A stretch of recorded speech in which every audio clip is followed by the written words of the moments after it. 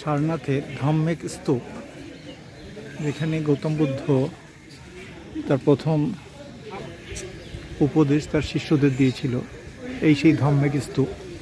এখন আমরা এখানে দাঁড়িয়ে আছি এবং এটা বিশাল এরিয়া নিয়ে পুরো সারনাথের গৌতম বুদ্ধের স্থল। প্রাচীন ভারতে বৌদ্ধ এবং জৈন দর্শন ভারতবর্ষের মূল দর্শন ছিল। এখন দেখা যাচ্ছে যে যেখানে সারনাথ যে ধাম্মিক স্তূপ, সবচেয়ে প্রাচীন স্তূপ, তার পাশাপাশি তৈরি হয়েছে একটি দিগম্বর জৈন মন্দির। এখন এখানেও লেখা আছে অহিংসা পরম ধর্ম জৈন মন্দিরের পাশে, কারণ তখনকার সময় যে প্রকৃতিবাদী দর্শন ছিল বৌদ্ধ এবং জৈন দর্শন, এছাড়াও অন্যান্য যে প্রকৃতিবাদী দর্শন ছিল সেগুলো অনেকগুলোই, কিন্তু মূলত ভারতবর্ষে ছড়িয়ে পড়ে বৌদ্ধ এবং জৈন দর্শন। এবং সারনাথ একটা বিশাল অঞ্চল নিয়ে এই সারনাথের জায়গা, এবং তার এই স্তূপ সম্রাট অশোক প্রথম তৈরি করেছিলেন এখানে। যে ধাম্মিক স্তূপ সারনাথের, সেখানে পাশাপাশি জৈন ধর্মর 11তম তীর্থঙ্কর শ্রেয়াংসনাথ, তারও একটি জৈন মন্দির তৈরি করা আছে। এবং এখানে পরিষ্কার ভাষায় লেখা আছে এখানে কোনো পূজা পাঠ ইত্যাদি এগুলো সব বন্ধ করা, এখানে সেগুলো করা যায় না। এবং এই জায়গা তার পাশে চারপাশে বিশাল অঞ্চল নিয়ে এই সারনাথ তৈরি হয়েছে আছে, এবং অনেকগুলো স্তূপ পাশাপাশি তৈরি হয়েছে। এখানে কয়েক হাজার একর জমি নিয়ে বিভিন্ন অঞ্চল, পার্ক ইত্যাদি তৈরি হয়ে আছে। অসাধারণ দর্শনীয় একটি স্থান ধাম্মিক স্তূপ।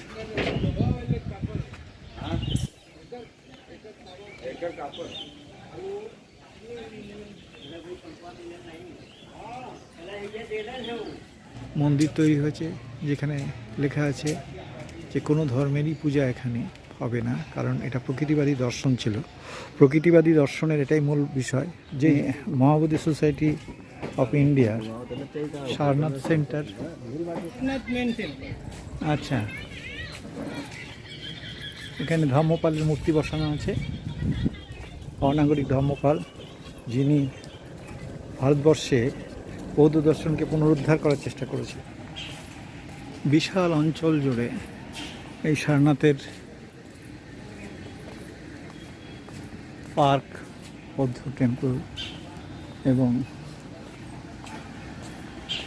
শুধু তাই না, কয়েক হাজার দোকানও এদিকে আছে, ছোট ছোট দোকান। এবং বিশাল অঞ্চল জুড়ে এই এরিয়া, এটা ধর্মপাল মার্কেট। এবং মহাবোধি সোসাইটি তার অনেকগুলো জায়গা তৈরি করেছে। তাদের এখানে এটা আমরা এখন ঢুকছি। আচ্ছা, এটা মূলগন্ধকোটি বিহার দ্বার। এখানে তৈরি হয়ে আছে।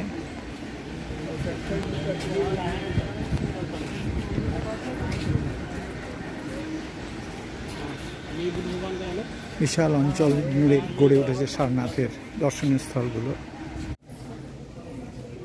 ওদিকে জুতো রাখার জায়গা, এটা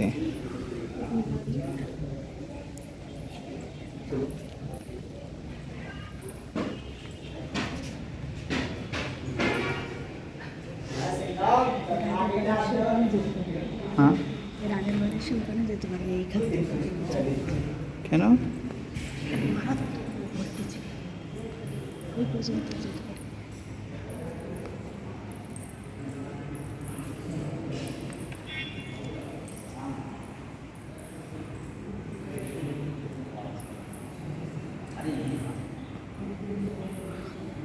বুদ্ধের বিভিন্ন